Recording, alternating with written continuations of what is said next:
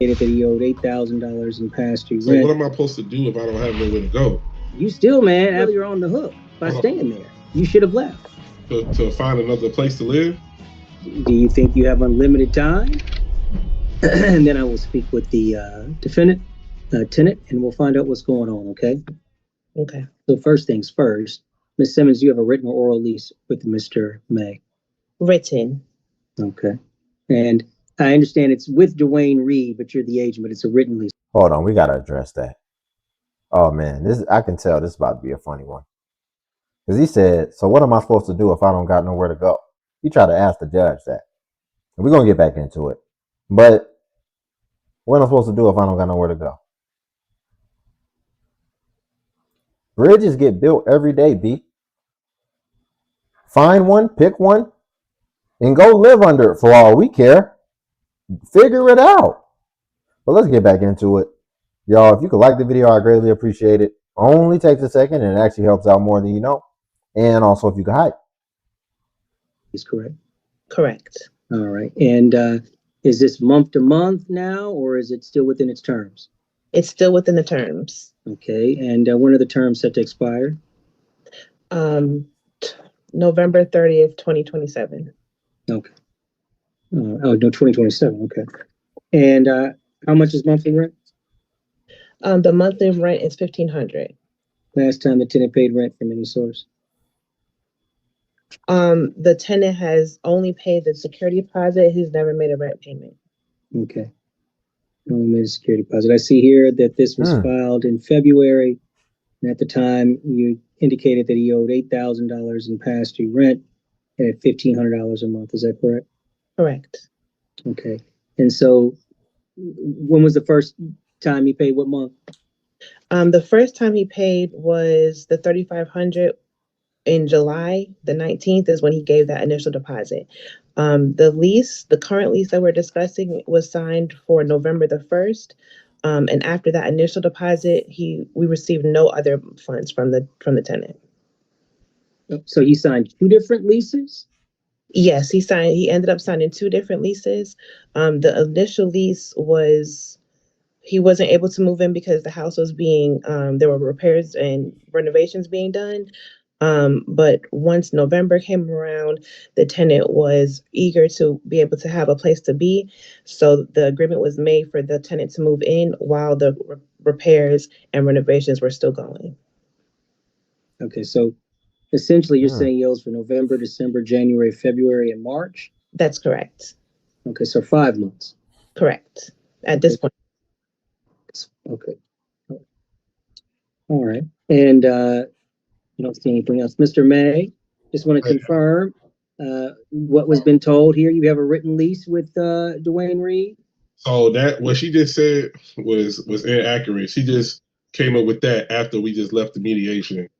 No, okay. Well, tell me. We'll answer these questions for me then. Yes, sir. Okay. So first, when did you begin occupying the property? December 1st. Of 2025?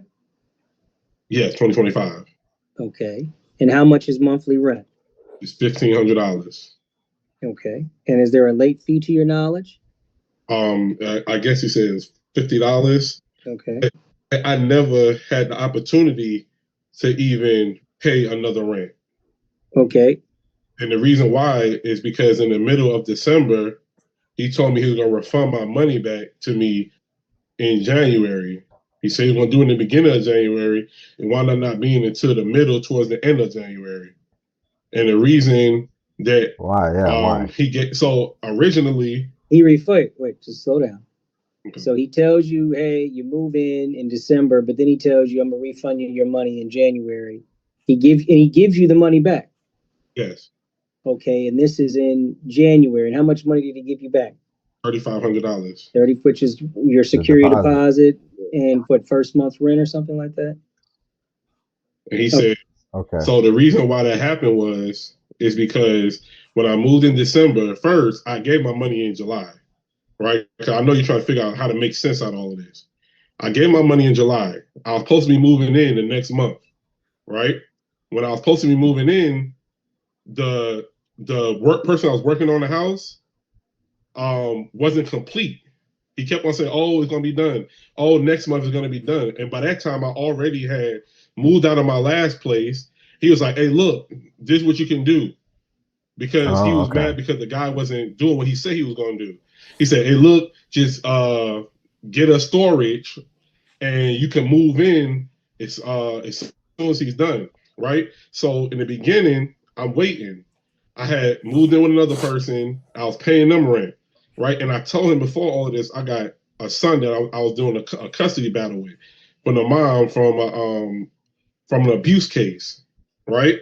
And I got proof of it, and I got a temporary court order right now on my son from a Wednesday to a Sunday, right?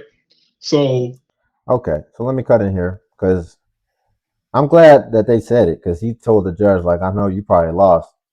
And I was trying to keep up with it too. It was very intricate, but ultimately what it seems like is he was supposed to move in. He gave them the security deposit, which was a lot, $3,500. And it looks like he also even gave the first month's rent. But the property was still being renovated, and apparently it wasn't renovated on time.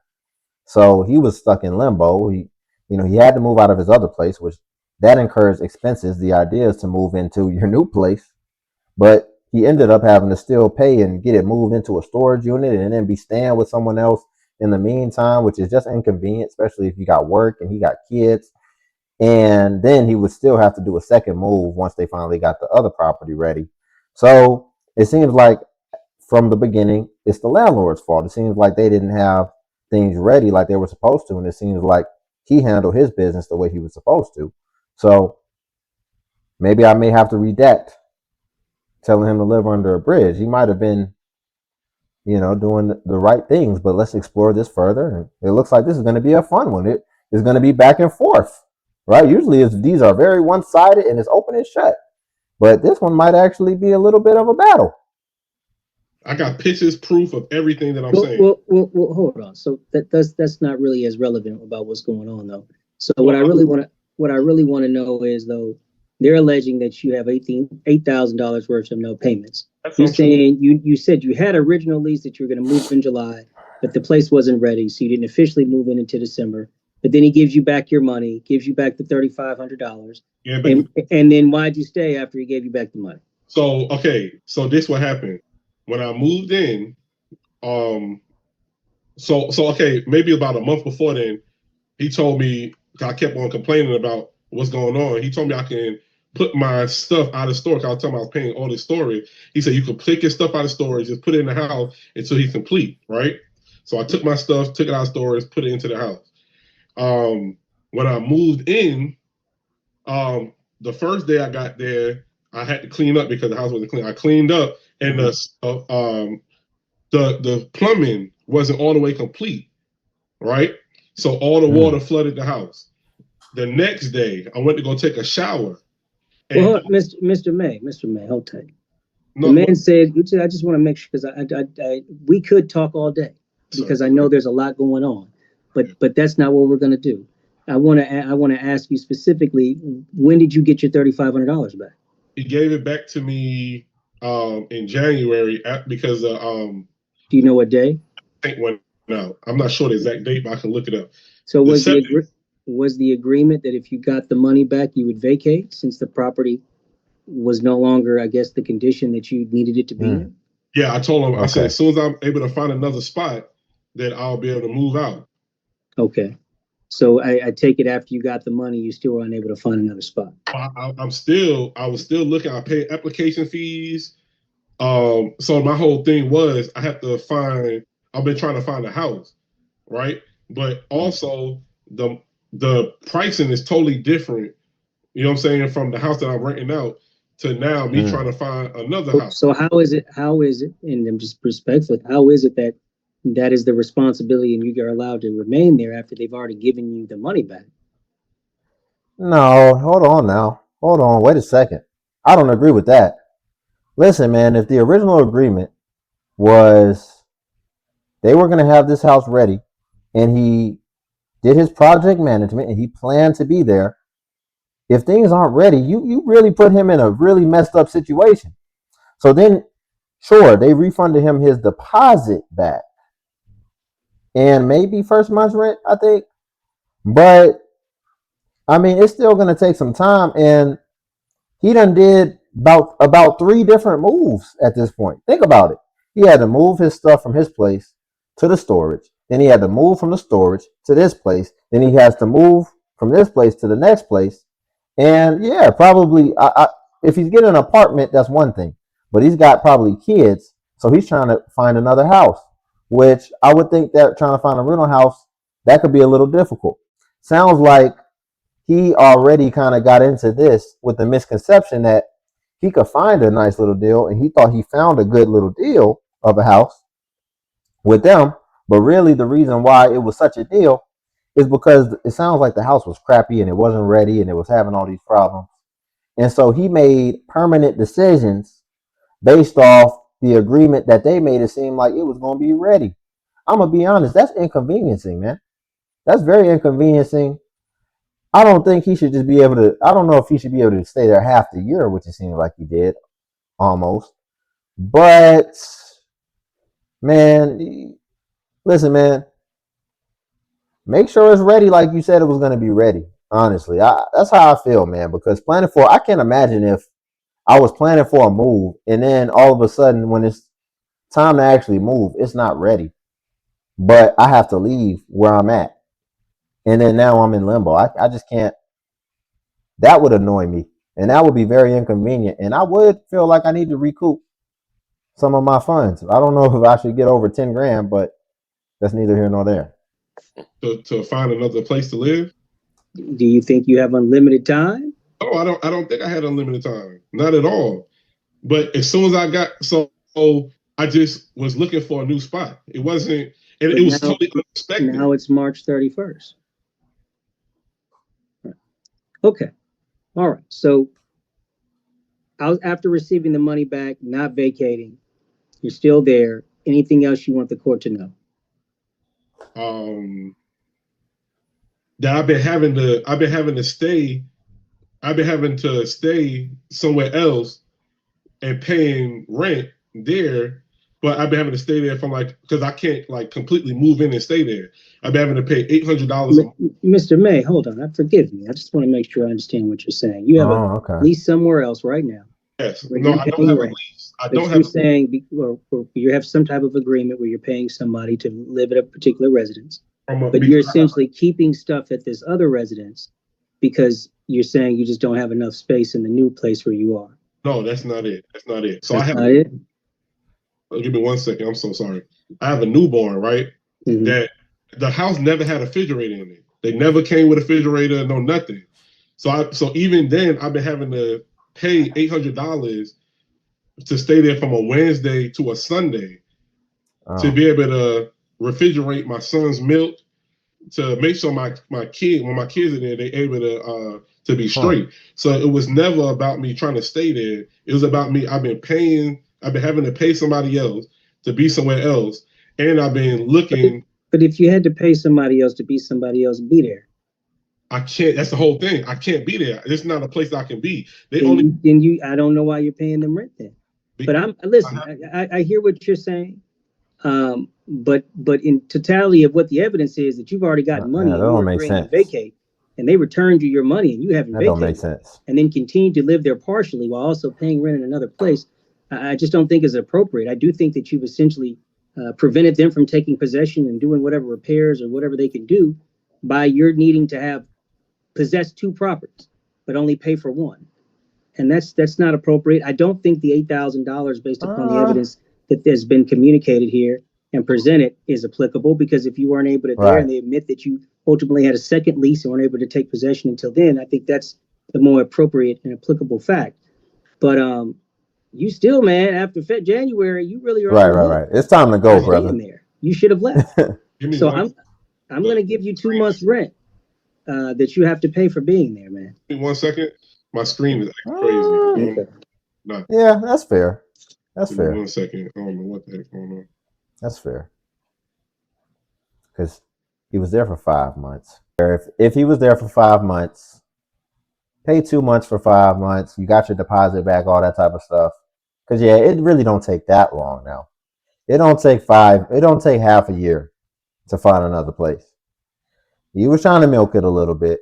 I think this is a fair little thing right in the middle, because him trying to act like, oh, I had to stay somewhere.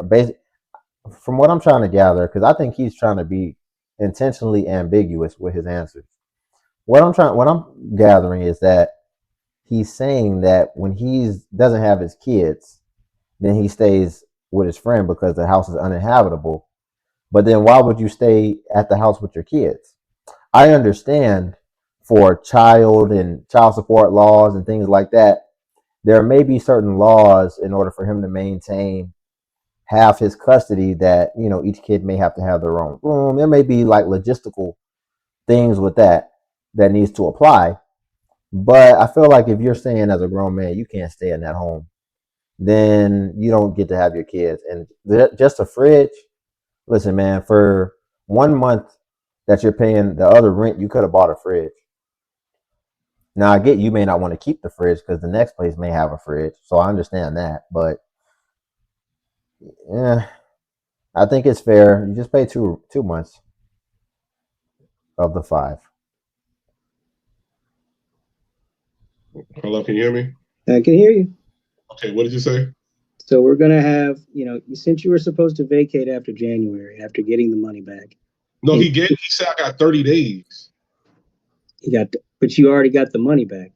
Listen, he gave my money back in the middle of January. Right. So I'm not going to charge you for any of all portion of January, just February and March. Okay. So that's what I'm saying. I was supposed to leave out in February, right? But the whole thing was I didn't have enough time. Like, it takes more than a month to try to find a place to live. Got it. Like, I'm not, it ain't like I'm trying. I'm saying the house, it does take you more can't than a flush the month. toilet, and it has no refrigerator. The house is not livable. You see what I'm saying? I understand, Mr. May. Right. Yeah. It's not like I'm doing it. It's not like I didn't want to be there on my terms. You see what I'm saying? It happened due to a problem that the house had. You see what I'm saying? So yeah, Mr. May, I understand. And I think that that's fine. But I think, again, once you guys reach an agreement for you to be returned your money and for you to vacate, because that very rarely happens. The landlord gives you your money before you even vacate. That's not a common attack. They usually are not required to give you their money until you vacate. So you got it in advance and then complained about the condition and then continue to maintain possession. So then you've essentially prevented them from renting it or fixing or doing anything, while also telling us that you've actually moved, but you can't stay there completely. Yeah, but it was supposed to be renovated when he got there. And also, it seems like he's more so using the house for storage. So I think those are important caveats, because he's already had to move his stuff, intending to move to the house, and then had to move it to a storage unit, then have to move it again, then he'd have to move again. All of this is like within 6 months, he'd have to do like 3 different moves. Because to move your stuff into a storage unit is the same as if you just move into a house. It takes the same amount of labor, work, and he probably does the move himself. Honestly, I think we should just chalk it up, call spade a spade. Listen, they were wrong at the beginning. They didn't have it ready. It still isn't livable, but he's using it for storage, because then he was having to pay for the storage and keep doing all these moves. I think it's fair to just dead it, honestly. Because if you had it ready like you were supposed to when his date was ready, then we wouldn't be in this mess to begin with. So that's want to just recite what I've heard and the reason why I'm doing what I'm doing. So it's going to be 2 months for essentially February and March, and they're rid of possession on April 7th, 2026, 11:59 p.m. That'll be the order. So what am I supposed to do if I don't have nowhere to go? So that's respectfully, Mr. May, that's not on for me to figure out. Okay, but that'll be the order of the court, and you guys will get a copy in your email. You're both free to go. All right. Thank you, Judge. What was the agreement to what was the other agreement for money you said? That's $3,000. $3,000 for March and February and March. February. That's man. Yeah. And when does that have to be paid? It's a judgment. That's between you and the plaintiff. Okay. All right. Thank you, folks. You guys are free to go. I'm gonna be real. It does kind of seem like this dude got the ish end of the stick because he came into this correct, right? He came into this all right. He paid the deposit and he paid his first month's rent. He took because you have to pay that first. So all in all, you know, he gave him like $5,000 up front. He was ready, and then you didn't have his stuff ready, and then to get it sprung on you that instead of moving into the place you was expecting, and you already paid them, now you got to move all your stuff to a storage unit, and then you still know that you have to eventually move all your stuff in whenever they get it ready, and then you had me living on somebody's couch, and I got kids, and I gotta try to still go to work and all this type of stuff. I do think that I think that he shouldn't have had to pay nothing, in my opinion, because he did pay. Just him getting his stuff back. If he made those moves, if he moved it to the storage unit, paid the storage fees, all that type of stuff, because when he would have, you have to understand what a deposit is. A deposit, it's not like you're paying that and it goes away forever. A deposit is something that eventually, when you move out, as long as the house is still in good condition, you're going to get it back. So that was some money he would have got back, but the expenses it costed him for the inconvenience and everything, that doesn't get paid back. He just took a loss on that. So it's like it really just comes down to who should take the loss. And I feel like the original person who was the offender should ultimately take the loss. As a landlord, you promised to have the thing ready. He had a certain date because you have to let your apartment know 2 months in advance. So he had this planned out at least 2 months in advance, probably more. And this is what he was supposed to do when you didn't have it ready. I feel like that's a big violation, in my opinion, because that's very inconvenient to not have a livable space. And then it's so unlivable that I couldn't even put my stuff in there to begin with. And then I had to move it again. And now it appears I'm going to have to move again. Nah, I think the judge once he heard that they gave him his money back, and because that's so rare in his world, he kind of lost track of the real situation. And I feel like he had already made up his opinion about the guy and just about the situation. But I think that if you really think about it and you put yourself in those shoes, it's like I would be pissed. I'm just me in general. I would be pissed. That's hella inconvenient.